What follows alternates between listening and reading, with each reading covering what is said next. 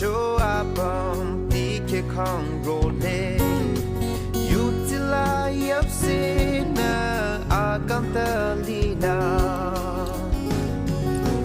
Oh, Yutira Aza Akanta Rungnem. Jisuro Beka Amanye Role.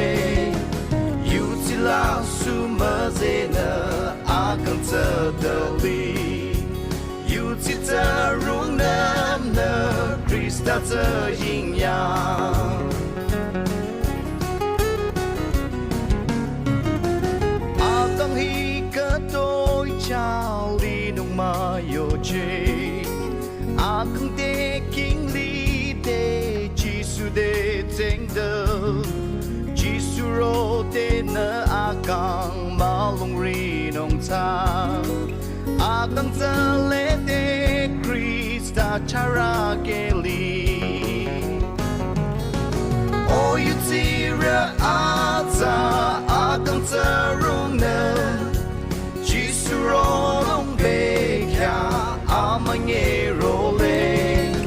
Yudsi la sumazena akang tadali. Yudsi tarungnem na Krista Yin Yang. Journey Yudsi rally me up the mountain kang. I'm a bakula around Chetayo Baba. The Tiata Lide do a sheep alone worry. I'm a bakula de Yangchi Akali.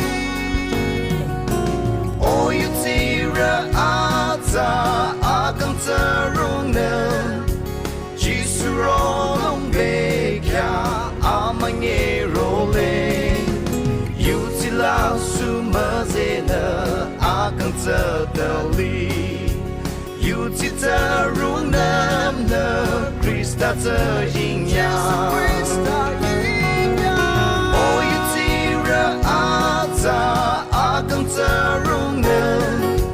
Jisuro Beka Amanye Role. Yutila Sumazena Akanta Dali. Yutita Rungnem na Krista Yin Yang. Yutita Rungnem na Krista Yin Yang.